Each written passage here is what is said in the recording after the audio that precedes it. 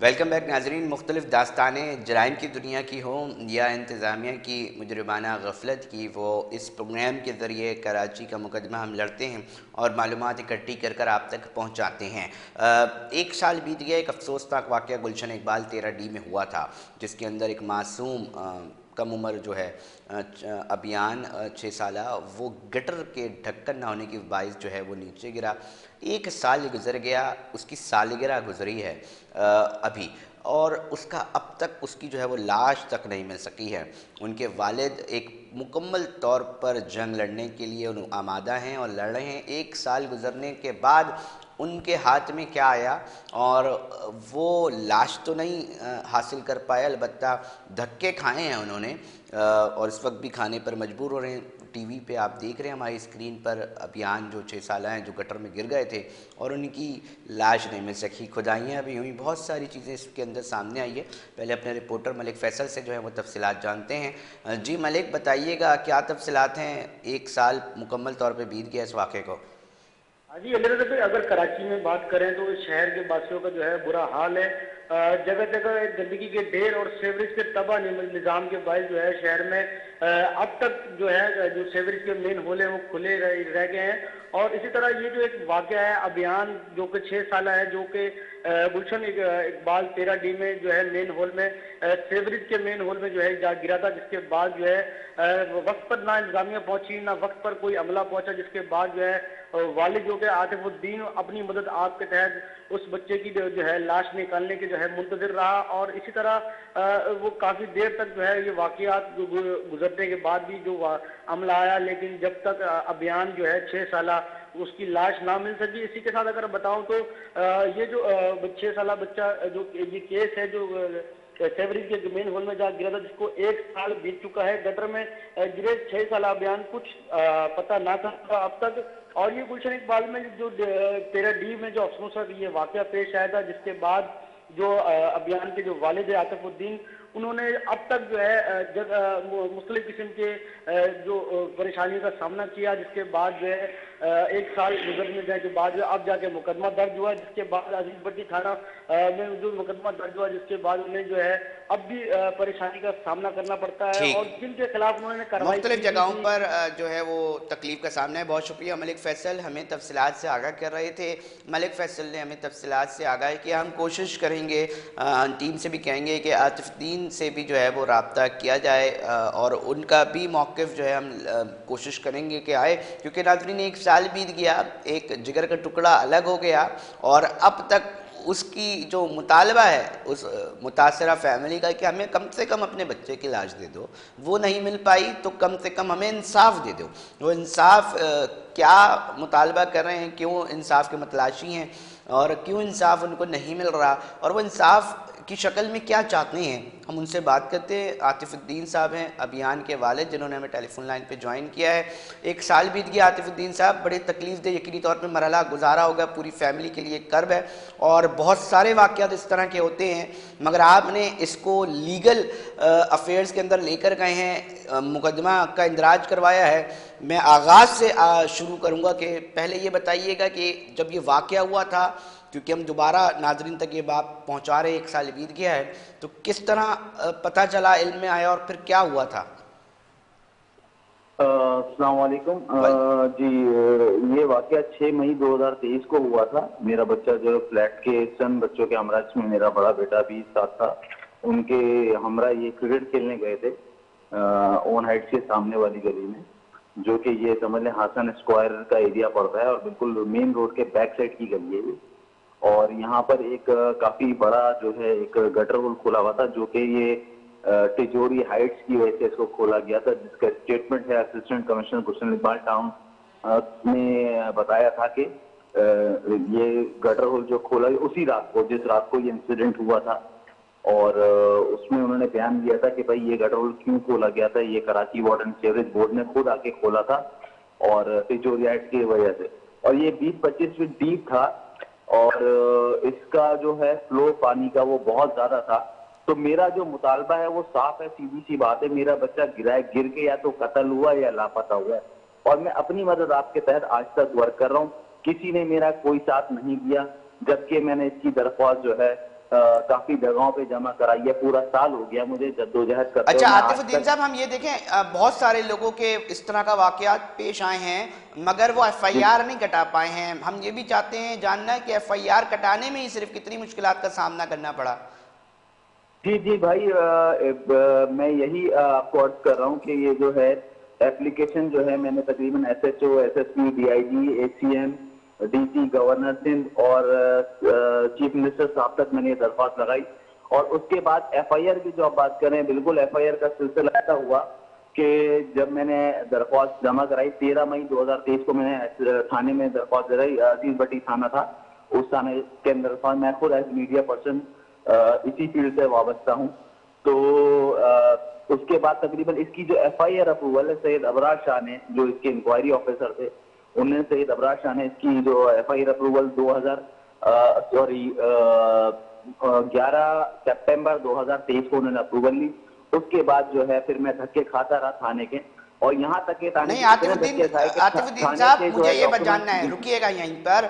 जब एक वाकया हो गया, बच्चा आपका नहीं मिल रहा, ऑपरेशन रेस्क्यू ऑपरेशन भी शुरू हो गया, तो कितने अरसे दरखास्त के बाद आपका मुकदमे का इंदराज हुआ और क्यों धक्के खाने पड़ रहे थे आपको दरखास्त के बाद?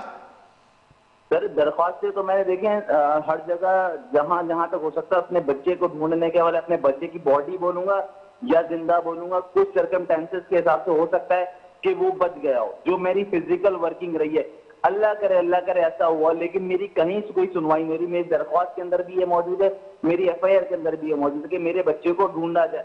वो गटर में गिरने के बाद मेरे घर से जो नदी है, गरीबाबाद की नदी है, उसका 1 किलोमीटर का डिस्टेंस है। मैं पहले दिन से वाटर बोर्ड को बोलता रहा, प्लीज मुझे ड्राइंग प्रोवाइड करे, प्लीज ड्राइंग प्रोवाइड। एक तो सबसे पहले वाटर बोर्ड आए 24 घंटे बाद यार, एक कहीं कोई इंसान गिर जाता है, मैं एमडी वाटर बोर्ड साहब को चैलेंज करता हूं कि वो आए उस गटर में गिरे और अपने अमले को बोले कि 24 घंटे बाद आके उनको निकालें। अगर वो बच जाते तो ठीक है, ये मैं उनको खुला चैलेंज देता हूँ। लेकिन खैर बहरहाल मेरा मकसद मेरा बच्चा है और मैं अपने बच्चे के लिए खुद जद्दोजहद कर रहा हूँ।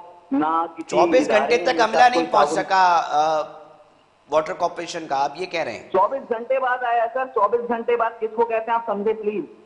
24 घंटे इस इंसिडेंट में किसको कहते हैं? रात में एक जो अमला आया था पहले दिन, असिस्टेंट कमिश्नर ने उसको लाइन अप किया, तो वाटर बोर्ड का कोई बंदा नहीं आया, जबकि टोटल जिम्मेदारी वाटर बोर्ड और केएमसी की बनती है। उनका कोई अमला नहीं आया, कोई अफसर नहीं आया पहले दिन, ठीक है। जब पूरा मीडिया आ गया था, जैसे कि मैंने आपको खुद बोला कि मैं एज मीडिया पर्सन हूँ, मेरे सारे दोस्त उसी सर्कल के हैं, तो पूरा मीडिया आ गया था, एडी वाले आ गए थे, रेस्क्यू वाले आ गए थे। लेकिन जाहिर सी बात है क्योंकि ड्राइंग मौजूद नहीं थी, ये पता नहीं चल सकता था कि लाइन जा कहाँ रही है, कभी हम इधर जा रहे हैं, कभी हम नदी के पास जा रहे हैं। मुझे यहाँ तक कि खुद ये सोचेंगे 1.5 महीना लग गया मुझे फाइंड करने में कि इस लाइन का एग्जैक्ट पॉइंट कहाँ पर है। और इस लाइट का एग्जैक्ट पॉइंट जो है ना, वो तकरीबन गरीबाबाद की ये जो नदी है, नीचे जो ब्रिज है गरीबाबाद, वहां पर भी गिर रहा है। तो उस हिसाब से बहुत से बोले इसका आउटर इतना है कि इससे 3 फीट कैस कटाया, 20-25 फीट नीचे था, 3 फीट कैस कटाया था। और ये जो रोड क्रॉस करके क्योंकि खुदाई जो की गई थी वो रोड तक की गई थी। मगर आतिफुद्दीन साहब, हमने ये देखा था उस वक्त के एडमिनिस्ट्रेटर, उस वक्त के मुताल्लिका अफसरान पहुंचे हुए थे, कई घंटे ऑपरेशन जारी रहा था, खुदाई हुई थी, पूरी रोड जो है उसको काटा था। फिर भी आई एम रियली सॉरी, मैं आपका दिल नहीं दुखाना चाह रहा, मगर एक तरफ हमने ये देखा था कि वहां तो कार्रवाइयां हो रही थी, ऑपरेशन हो रहे थे, रेस्क्यू। मैं आपको वही तो बता रहा हूँ कि कार्रवाई, जब ये कार्रवाई शुरू हुई है, पहली बात तो ये 2-2.5 घंटे बाद ये कार्रवाई शुरू हुई, और कार्रवाई शुरू होने के बाद रात के 2:30 बजे इस कार्रवाई को बंद कर दिया गया। इस कार्रवाई को बंद कर दिया गया उसी रात में। कहीं भी पूरे वर्ल्ड में कहीं भी ऑपरेशन स्टॉप नहीं होता, ठीक है।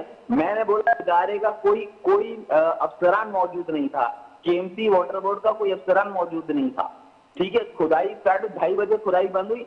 हमने अगले दिन रोड पे एहतजाज किया इसे नगरी के ऊपर, वो एहतजाज भी हमारे रिकॉर्ड पे मौजूद है कि हमने उस रोड पे, उसके बाद ये अगले दिन 4 बजे अफसर के लोग आए, वाटर बोर्ड वाले नेक्स्ट डे, जिसको मैं मतलब कहता हूँ बच्चा 24 घंटे बाद गिरा हुआ आए। है। एक सेकंड रुकिएगा आतिफुद्दीन साहब। नाजरीन पता है मामला क्या है, यकीनी तौर पे मुझे हुक्काम भी सुन रहे होंगे, बहुत सारे लोग भी ऐसे सुन रहे होंगे जिन जो खुद इस तरह के वाकयात के शिकार हुए होंगे, मुझे ऐसे शायद लोग भी सुन रहे होंगे जो इस दर्द को महसूस कर सकते हैं कि एक बच्चे की लाश ढूंढने के लिए, कि खुदा के लिए ढूंढ दो, खुदा के लिए यहाँ पर पहुँच कर कुछ काम कर दो, उसके लिए फैमिलीज़ को एहतजाज करना पड़ा। जी आतिफुद्दीन साहब।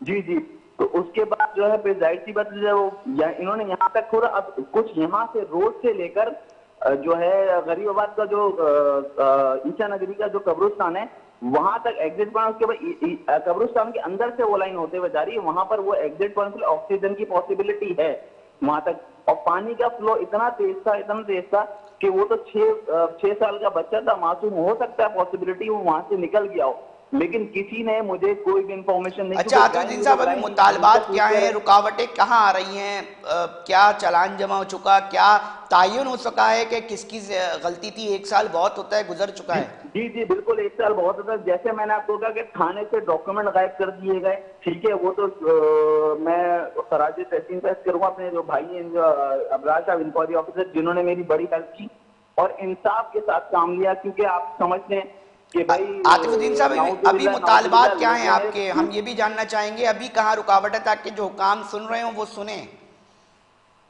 देखें भाई, ये तो अभी ये है कि ये मैं अपने बच्चे के लिए तो कर ही रहा हूँ, लेकिन साथ साथ उन बच्चों के लिए रुकावटों से मकसद ये है, मेरे बच्चे को, मेरा तो अपील है कि मैं मेरे बच्चे को ढूंढा जाए, अगर वो जिंदा है तो उसको ढूंढे, और अगर वो उसकी बॉडी है तो बॉडी रिकवर क्यों नहीं की? इतना टाइम हो गया तो वो फंस गया खुदा ना खास्ता लाइन में 3-4 वर्ष में, मेरे लिए जिंदगी तो सवाल निशान बन गई ना भाई। या तो वो निकल गया, पास आउट हो गया, या वो फंस गया लाइन में।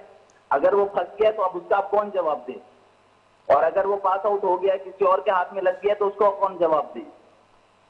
एक दुख है। और आतिफुद्दीन साहब अभी तक जिम्मेदारान का कोई तायुन नहीं हो सका, FIR का कोई तायुन नहीं हुआ, बस ये भी देर समात है केस और चल रहा है, और मैं अदलिया से बस यही चाहता हूँ कि मेरे साथ इंसाफ किया जाए, और मैं इंसाफ का मुतलाशी हूँ। जबकि इसमें सबसे बड़ा अहम मसला ये है यहाँ तक कि इसके अंदर जो है 7 लोगों को नॉमिनेट किया था, जिसमें सबसे टॉप पे हैं जनाब Salahuddin Ahmed, MD water board है, इनका नाम FIR के अंदर नॉमिनेट नहीं किया गया। आफ्ताब चांडियो साहब है, चीफ इंजीनियर वाटर बोर्ड का, इनका नाम नॉमिनेट नहीं किया FIR के अंदर। साबित रजा साहब है, इनका सुपरिटेंडेंट है, इनका नाम ऑफिस जिनके नाम लिखवाना चाह रहे थे उनका नाम नहीं हुआ। बहुत शुक्रिया आतिफुद्दीन साहब, एक बहुत तकलीफ दे मरहला था जो कि 1 साल गुजर गया। और आतिफुद्दीन साहब फरमा रहे थे, जो वालिद हैं अभियान के, वो कह रहे थे कि मैं मुकदमा लड़ रहा हूँ उन तमाम बच्चों का जो